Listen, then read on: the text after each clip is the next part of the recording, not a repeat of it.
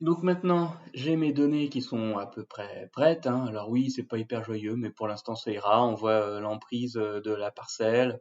Alors l'emprise de la parcelle, peut-être que ici je pourrais la mettre entre l'intérieur, j'entends. L'intérieur, qu'est-ce qui se passe si je la mets en transparence? On voit un peu à travers. Donc voilà, ah, c'est pas mal comme ça. Ça me donne une meilleure idée, je pense, de la zone où tout se situe.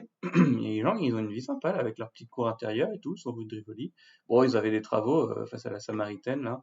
Ce bâtiment pas ouf, hein, très très décevant. Quand même flingué. Bon, je vais pas démarrer là-dessus.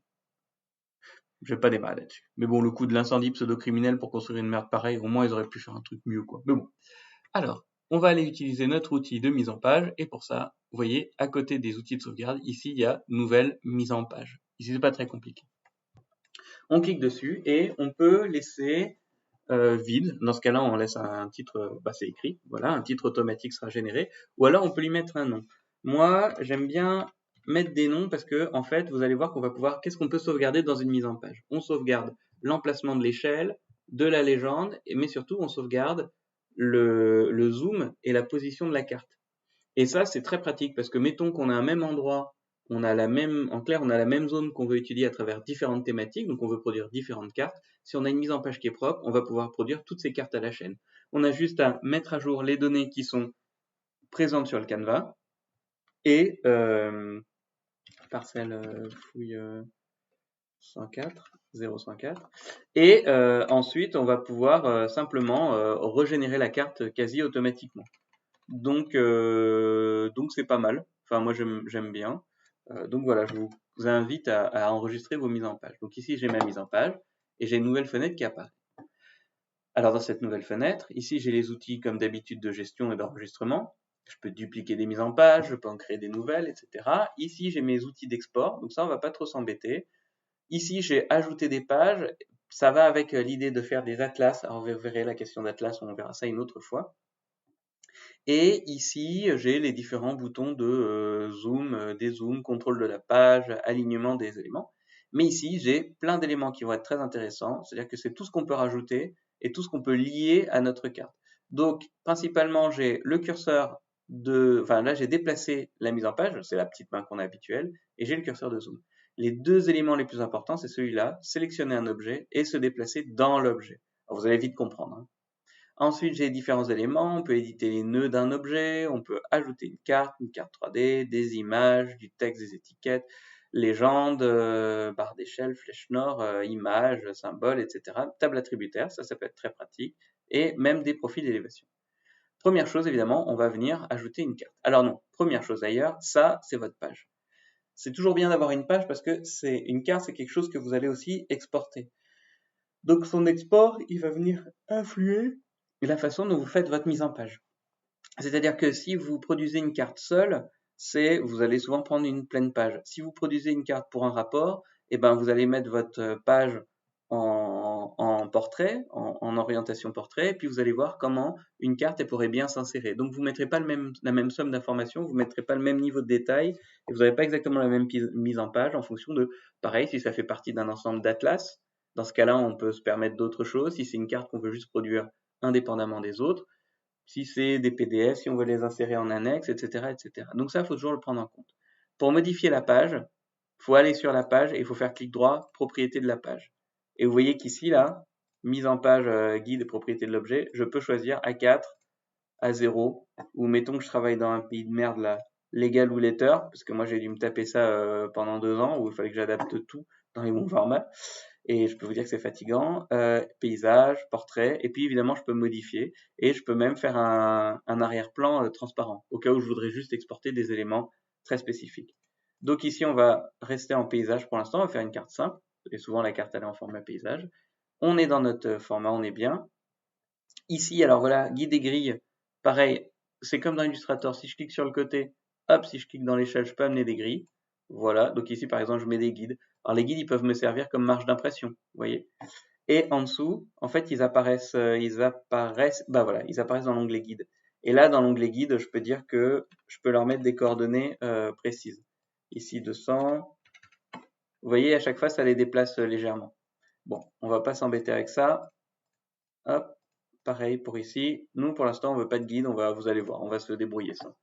Donc La première chose qu'on va faire maintenant, c'est ici, on va ajouter une carte. Quoique si ici on mettait des guides, comme ça serait clean. On se met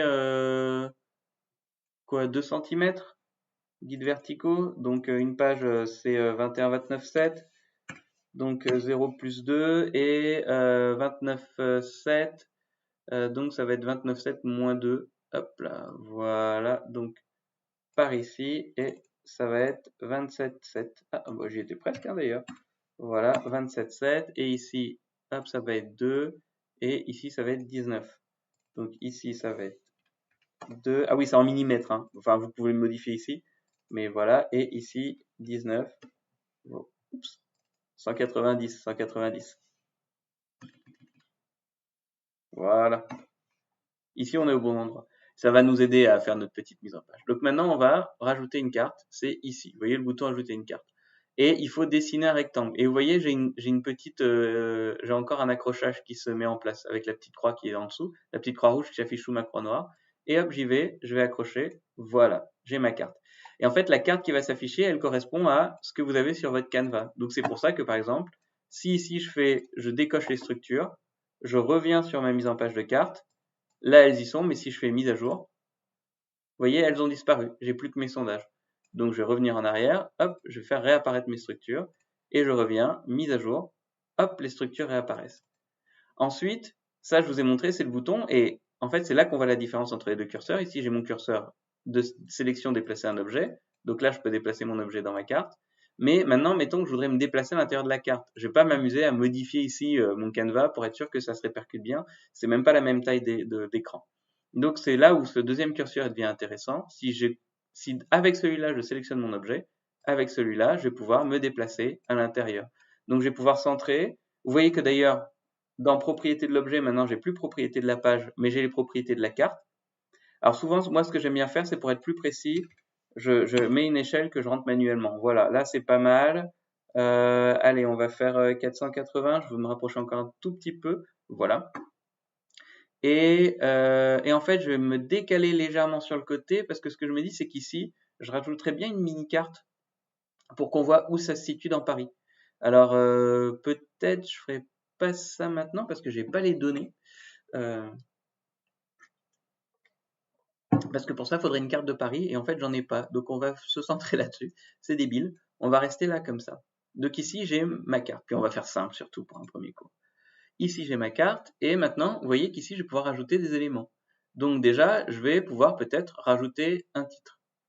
Donc ici, le titre, ça va être, on va appeler ça structure et emprise de fouille de l'opération du 140A rue de Rivoli. Et c'était 2011, je crois. 2011. Et je sais pas écrire, voilà. 140 à rue de Rivoli. Alors vous voyez que pour l'instant, c'est tard, c'est pas terrible. Donc ici, on va pouvoir jouer sur. Donc ici, on va voilà sur la police, on le centre, on le centre. On va peut-être légèrement agrandir la taille. Voilà, 10. Et vous voyez que ça évolue, c'est pas mal fait, hein. Hop. On va prendre tout le rectangle et on va même lui mettre un arrière-plan. Alors l'arrière-plan, c'est comme vous voulez. Moi, souvent, je les mets en légère transparence. C'est des questions de, moi j'aime bien, ça fait un peu pseudo chic, c'est peut-être très, finalement c'est peut-être un peu tacky, mais bon, on va dire que pour l'instant 60%. Non en fait c'est pas ah, attendez, ouais là j'ai une meilleure idée, on va mettre une bande directement. Et vous voyez ici, là c'est trop transparent en revanche quand même, mais on a un arrière-plan, tu passes, on va se remettre à 8. Voilà. Ici, on a toute notre zone. Alors bon, après, on a peut-être été un peu fort sur les marges, mais comme ça, on voit ce que ça donne. Maintenant, qu'est-ce qu'il nous faut? Il nous faut encore du texte, il nous faut une légende, une échelle et un or. Alors en fait, les éléments obligatoires d'une carte, ce sont le titre, la légende et l'échelle. Après, ce qui est accessoire, mais qui est bien de mettre, en effet, c'est la flèche nord, même si par défaut, en fait, une carte, s'il n'y a pas d'indication du nord, on n'est pas obligé de le mettre parce que ça veut dire qu'elle est orientée. Donc, ça veut dire que le haut de la carte, c'est le nord. Et moi, je rajoute toujours du texte parce que dans ce texte, vous allez voir, mais je mets la date, les sources, l'auteur, etc. Et c'est très pratique pour pouvoir reconstituer l'information. C'est vraiment fondamental. On va commencer quand même par la légende. Alors la légende, on ne devrait pas avoir beaucoup de cartes, mais beaucoup d'éléments. Vous allez voir qu'en fait, tout ce qu'on a dans notre projet vient s'afficher. Donc j'ai juste cliqué sur le bouton de légende, ici, là, et j'ai fait un petit rectangle, et puis le truc s'est dessiné tout seul. Donc ici, qu'est-ce que j'ai? Il m'affiche tout ce qu'il y avait décrit, donc c'est pas forcément très très utile. Et en fait, vous voyez que dans les propriétés de l'objet, déjà, j'ai mise à jour automatique, je vais le décocher, et à partir de ce moment-là, je vais baisser ma fenêtre, et en fait, tous les éléments que je peux utiliser, je les sélectionne comme ça, et j'appuie là-dessus. Voilà. Ensuite, ça, je vais le cacher, parce que je m'en fiche de mon groupe données de fouille. Et l'élément structure, je vais le comme ça aussi. Mais pareil, je vais le cacher, parce que j'ai pas besoin d'indiquer que ce sont des structures. Ou alors, peut-être. Si, attendez, vous allez voir. Vous allez voir. Alors, ici, pareil, tout ça, sémantique, on n'en a pas besoin. Parcelle,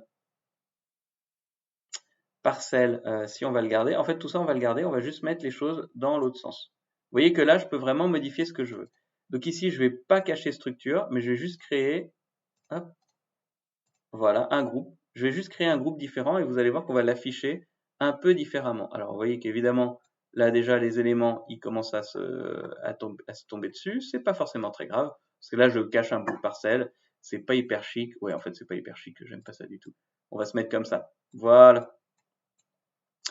Ici, on revient sur notre élément de sondage. Donc, vous voyez qu'on pourrait lui mettre un titre. Donc, par exemple, le titre de ma carte, je pourrais le mettre là. Mais là, j'ai pas envie de le faire. Et j'ai sondage, emprise, parcelle. Alors déjà, on va commencer dans l'ordre des choses. Parcelle, emprise et sondage. Donc ici, vous voyez qu'en fait, si je double-clique sur un élément, je vais pouvoir modifier son affichage, son étiquette. Donc ici, je vais mettre parcelle, et j'ai déjà oublié son nom, évidemment. Je vais revenir sur ma carte. Et ici, qu'est-ce qui est écrit dans parcelle? AT0104. Bon, bah voilà. Alors, parcelle AT0104, parcelle AT0104. Ensuite, emprise de l'opération. Alors, si j'avais plusieurs emprises, je mettrais juste, si j'avais plusieurs opérations, je laisserais juste emprise au pluriel. Mais là, comme j'en ai qu'une, c'est bien d'expliciter ce que j'ai. Opération. Alors, faut que j'apprenne à écrire. C'est pas facile, hein. Vous savez, la vie en général, c'est pas facile. Voilà, emprise de l'opération. En plus, ça tient bien. Et ici, sondage. Alors, sondage, vous voyez qu'il y a un souci, c'est qu'il est grisé. Et on ne devine pas bien dans la symbologie ce que c'est. Vous voyez, on ne comprend pas forcément. Donc, est-ce que sondage, je le laisse? Est-ce que je vais modifier sa symbologie? Je vais aller modifier sa symbologie quand même. C'est pas mal d'indiquer ce que c'est. Donc, sondage, comment je pourrais faire ça? Il faudrait en fait que je le remplisse pas. Donc, il faut que je fasse ligne simple, parce que de toute façon, on ne voit pas l'intérieur. Ligne simple, et il faut que je modifie un peu, que j'épaississe peut-être, appliquer. Comme ça, j'ai un trait plus marqué. Ou j'ai un trait que je peux légèrement changer de couleur, que je peux griser. Mais pour ça, il faut voir la couleur. Donc là, en fait, on voit rien du tout, c'est débile. Attendez. Bah déjà, attendez, c'est vrai que j'ai les bordures de mes structures, en fait, qui viennent superposer mon sondage. Voilà. Là, on voit que c'est grisé. Bon, c'est pas hyper joyeux, mais pour l'instant, ça ira. Je reviens sur ma carte, et vous voyez que si je fais ma mise à jour, hop, sondage, maintenant, il est gris. Ouais, ça se voit pas vraiment. Alors, il faut que je trouve une autre solution. Sondage, bah pour l'instant on va le faire, ça va pas être très très joli, mais je vais faire les limites de sondage, je vais les mettre en rouge un peu sombre, en rouge comme ça. Voilà, un rouge pas trop violent. Appliquer. Voilà. Ici on voit, ça ira très bien pour l'instant. Je reviens, mise à jour. Hop, sondage. Comme ça on comprend que ce sont des sondages. Il faut qu'on comprenne. Là tant pis, je sais que c'est pas très très esthétique, mais il faut bien percevoir l'information. C'est ce qu'on va dire d'ailleurs sur le plan de l'IMAP. Et donc ici sondage, alors comme j'ai mis une majuscule à chaque mot, on va faire la même chose ici, sondage. Voilà.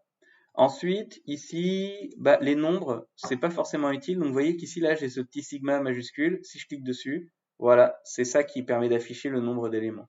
Donc structure, on va le renommer. Là, on va faire, on va juste mettre un S majuscule. Structure. Voilà, structure. Et là, j'ai fossé d'enceinte, sol, puis fosse d'extraction, pilier en béton à déterminer. Donc ici, on est à peu près clean. Alors ici, comme j'avais mis 80, je vous propose de mettre le même fond. Vous voyez que si je descends, j'ai arrière-plan. Et pareil, je peux mettre la couleur à 80% si je veux. Voilà, 80%. Ça donne un vague truc. C'est peut-être un peu intense parce qu'en plus on a déjà le fond de parcelle qui est en transparence. C'est-à-dire, je vais redécaler encore légèrement ma parcelle. Voilà, je vais l'éloigner. Et maintenant, qu'est-ce qu'on a? Alors maintenant, en fait, on va rajouter notre échelle et notre flèche nord. Alors notre échelle, on va la dessiner. Et l'échelle, vous voyez que par défaut, elle se met à peu près dans le rectangle qu'on veut. Dans les propriétés de l'objet, il y a plein de choses qu'on peut modifier. Déjà, on peut modifier l'unité de l'échelle. Alors, l'unité de carte, c'est le mètre. Donc ça, on laisse. Donc si on fait une échelle en kilométrique, vous voyez que, bon, bah là, ça va nous la convertir en kilométrique, c'est pas mal. Mais on va rester en mètre parce qu'on est sur une emprise qui n'est pas immense. On peut modifier l'étiquette. Donc là, je peux rajouter mètre si je voulais. Vous voyez, en bas ici, ça s'est allongé, mais c'est pas forcément très utile. On va laisser M. Les éléments les plus importants, c'est le nombre de segments et les tailles. Donc le nombre de segments, je peux rajouter des segments négatifs ici, vous voyez, je suis à 0, puis j'ai fait 5, 10, j'ai deux segments négatifs. Bon, c'est débile, le faites pas, mais je peux augmenter le nombre de segments positifs. Ça, dans certains cas, sur des grandes cartes surtout, enfin sur des cartes qui représentent des grandes zones, ça peut être utile. Ici, je peux modifier la taille de mes segments. Par exemple, je peux faire des segments de 20 mètres. Hop, mais bon, dans notre cas, 10 mètres, c'est très bien. Mais vous allez voir que souvent, il nous met des segments. Alors moi, j'aime pas ça du tout. Il nous met des segments qui vont faire 25 mètres ou 15 mètres. Et moi, je suis pas hyper fan. Langage ajouté au segment, on s'en occupe pas. Et en revanche, on va avoir, ah voilà, style, j'ai oublié. Et style, boîte unique. On va avoir boîte unique, on va avoir boîte double, remplissage, repère au milieu, au-dessus, en dessous, en escalier, voilà, creuse. Bon, tout ça, c'est pas forcément très très utile numérique. On va repasser en boîte unique. Alors, vous voyez que ce petit bâtard là, il m'a effacé mes couleurs. Alors, soit on supprime et on relance l'échelle. Dans ce cas-là, il va nous le mettre tout de suite. Donc, en fait, les trois quarts du temps, c'est ce qu'on va faire. Soit on va venir s'amuser à remplir, re-remplir nous-mêmes les éléments. Donc, remplissage. Ici, je fais remplissage continu. Voilà. Et pareil, hop, remplissage secondaire. Ici aussi, remplissage continu, et cette fois-ci en blanc. Voilà, et j'ai reproduit mon échelle. Je vous ai montré ça très très rapidement, hein. Vous pouvez remettre en arrière pour revoir. Ça se passe, résultat j'ai oublié. C'est bien ça, Rémi. C'est dans affichage, j'étais dessus. Et bon, on peut même modifier l'emplacement des étiquettes. Voilà, ici, est-ce qu'on est au centre des segments, est-ce qu'on est sur les côtés. Mais ici, ça va vous permettre, si vous voulez, de changer la couleur. Vous pouvez faire rouge et vert, si c'est Noël, par exemple. Une petite échelle de Noël. Ensuite, on va mettre une flèche nord. Alors là, la flèche nord, je vais gagner un peu de place. Je vais la mettre ici. Je veux pas qu'elle soit trop grande. Et vous voyez qu'ici, j'ai plein d'éléments. J'ai tous les dessins type SVG que je peux utiliser. Ça veut dire que je peux moi-même dessiner des trucs. Alors, vous voyez, je peux faire un truc de recyclable. La flèche nord, c'est une maison où il pleut. La flèche nord, c'est une petite tente. La flèche nord est un campeur. La flèche nord est un i. Alors, le problème, c'est que je suis tout seul dans mon bureau, mais j'allais vous dire, faut me retenir, mais en fait, personne ne va me retenir parce que de toute façon, je suis seul dans mon bureau. Ça peut être une flèche à la con, ça peut être un avion qui indique le nord, mais nous, en fait, on va mettre un petit nord. Voilà, celui-là, il est bien. Non, je veux un truc léger, là. Oh, c'est moche. Ah, voilà, ce genre de choses-là. Ça, c'est pas mal. Alors, évidemment, il me fait des couleurs bizarres. C'est pas hyper grave. On va remettre, pourquoi il me fait des couleurs tartouilles comme ça? Ici, vous voyez que de toute façon, j'ai les couleurs de trait de remplissage. Donc le trait, je vais le mettre en gris. Et le remplissage, c'est surtout le remplissage que je voulais. Ouais, bah en noir, ça ira. Écoutez, je vais juste le diminuer un peu. Voilà. Donc là, ici, j'ai ma flèche nord. Je vais la diminuer encore un peu parce qu'elle prend un peu beaucoup de place. Et il me reste un dernier élément. C'est le texte. Et c'est le texte qui va venir nous indiquer qui sont l'auteur de la carte, etc. Donc ici déjà, on va mettre auteur. Alors auteur, bon bah pour l'instant c'est moi, mais si vous faites vos cartes, ce sera vous. Auteur, là je vais séparer, je vais faire auteur et moi je vais mettre la projection, deux points. Ensuite je vais faire un retour à la ligne, je vais faire source, deux points. Alors les sources, bah, ça va être le rapport, hein. Donc source, j'ai indiqué le nom du rapport quelque part, mais j'ai déjà oublié. Ah mais attendez, j'ai indiqué dans la carte, non? Voilà, on va reprendre ce qu'il y a écrit dans la carte. Emprise, c'était là, dans opération archéologique. Voilà, c'est ça. Nom du rapport. Évidemment, j'ai pas laissé un petit nom simple. Bah, voilà, on va faire Paris premier, nanana. Ah voilà, on va faire ça. On va juste mettre leur deux noms et mettre c'est un rapport de fouille de 2011, si je dis pas de bêtises. Donc on va mettre leur nom avec 2011. Donc voilà, on ferme ça, on revient ici, et ici, source,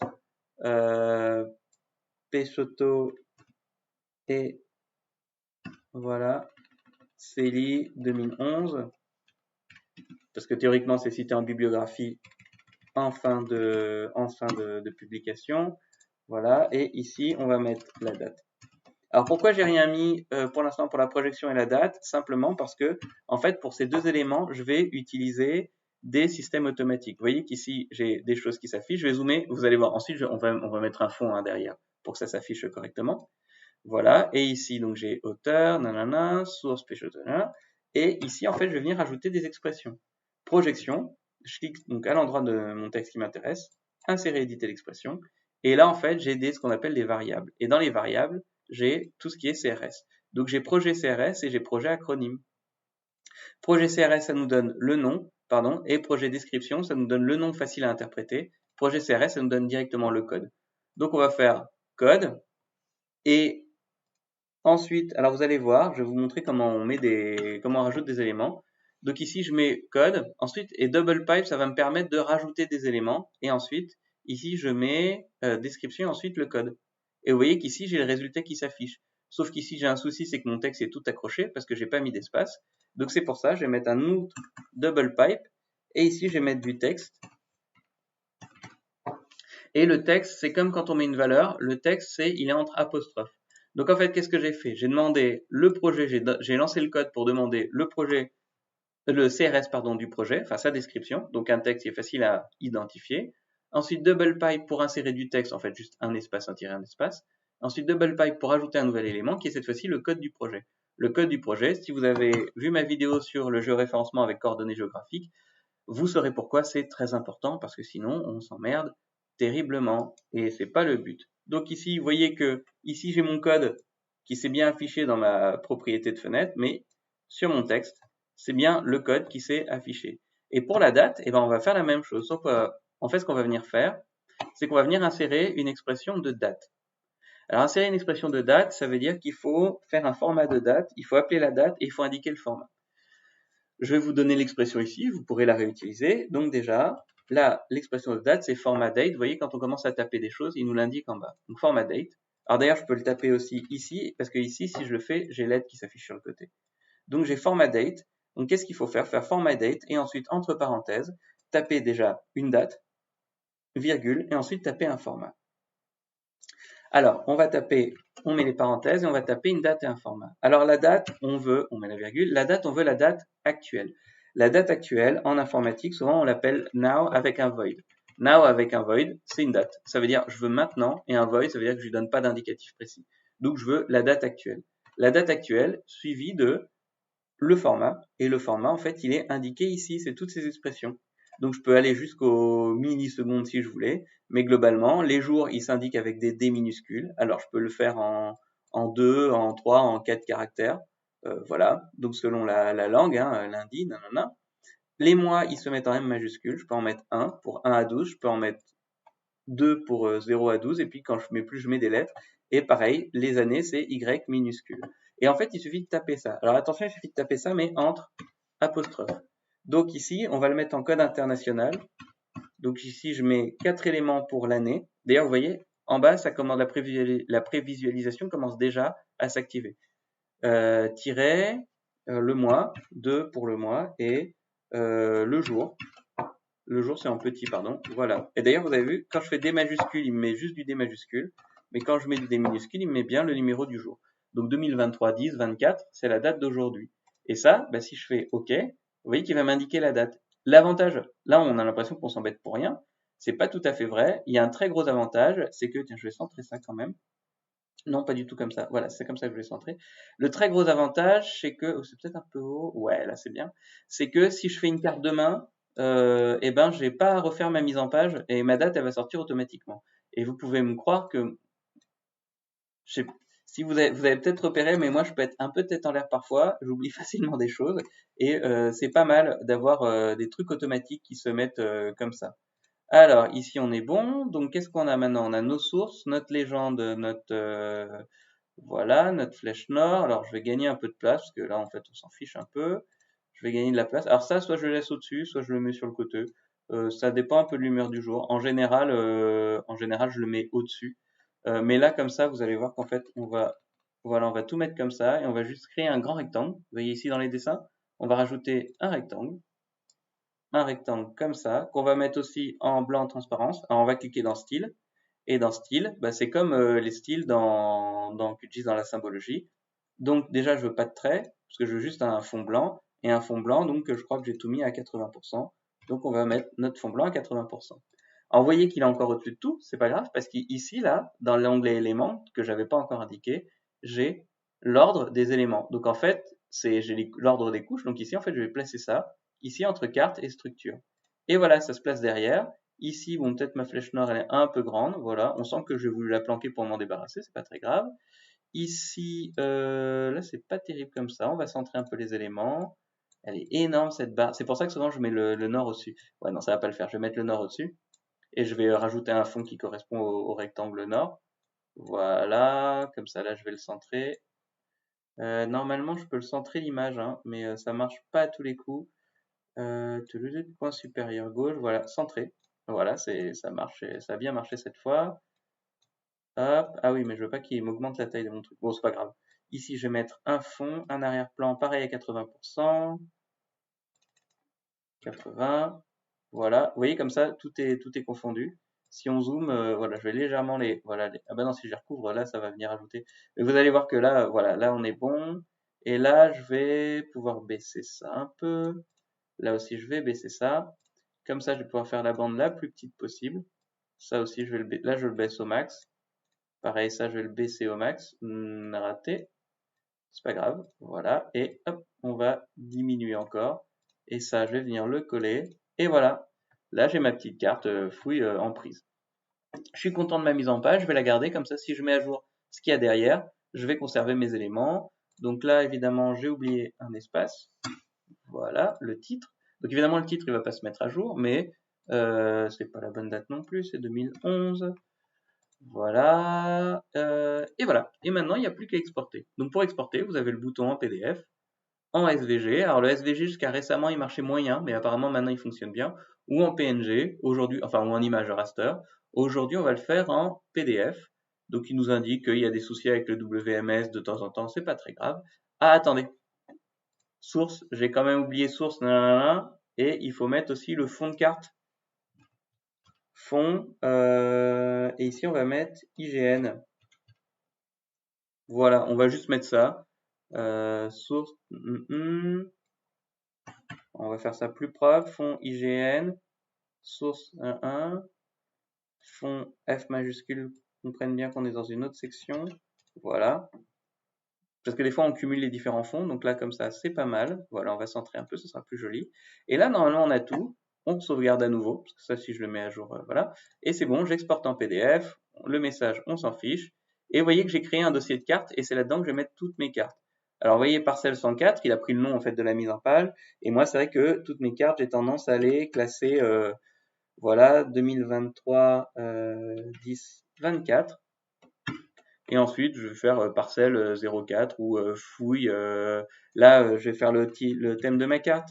Alors, opération, ouais, c'est quand même mieux. Opération 140A Rivoli. Voilà. Rivoli. Voilà. Opération 140A Rivoli. On enregistre. Alors, vous voyez qu'ici, on peut rajouter des données de géoréférencement dans le PDF. Donc ça peut être pratique. On peut forcer les éléments à sortir comme vecteur. On peut exporter les métadonnées, titre, auteur. Bon, ça, c'est quand on a bien géré son projet. Et ici, on pourrait créer un vrai PDF géospatial en mettant différentes couches, en acceptant des couches ou pas, et ce qui fait qu'on pourrait les réintégrer dans un SIG. Là, on va pas le faire. On va juste, voilà, faire notre petit truc comme ça. On va faire simple. Et on enregistre. Voilà, il y a un petit temps d'export, c'est normal. Et maintenant, normalement, si je vais dans mon dossier de travail GIS Assistant Paris médiéval carte, ah oui, vous le voyez pas, mais il est là. Hop, je l'ouvre. Et ben voilà, il me met ma carte. Ma carte, elle est prête à l'impression. C'est nickel. Alors ouais, j'ai des trop grandes marges, mais ça, c'est pas très très grave. C'est un truc à revoir. Pareil, j'aurais pu mettre un peu plus d'espace entre structure et la typologie des structures. Ici, j'aurais pu mettre en prix général. J'aurais pu mettre plein de choses comme ça. Pour l'instant, on va laisser. C'est clean. Et puis, ça fait déjà une vidéo d'une demi-heure, donc on va s'arrêter là.